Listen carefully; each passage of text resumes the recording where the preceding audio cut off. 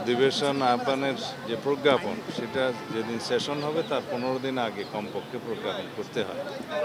তো এই সামারিটা জাতীয় সংসদ সচিবালয় থেকে মাননীয় প্রধানমন্ত্রীর দপ্তর হয়ে রাষ্ট্রপতির কাছে যাবে।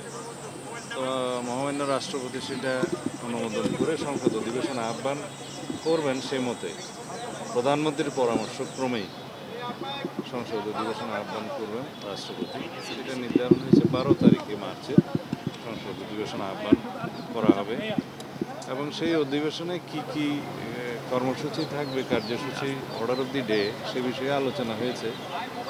যেমন সেই অধিবেশনে স্পিকার, ডেপুটি স্পিকার নির্বাচিত হবে এবং ইন্টারিম গভর্নমেন্টের আমলে যে সমস্ত অধ্যাদেশ প্রণয়ন করা হয়েছে সেগুলো উপস্থাপন করা হবে, সুপ্রস্তাব হবে প্রথামাফিক এবং রাষ্ট্রপতির ভাষণ হবে।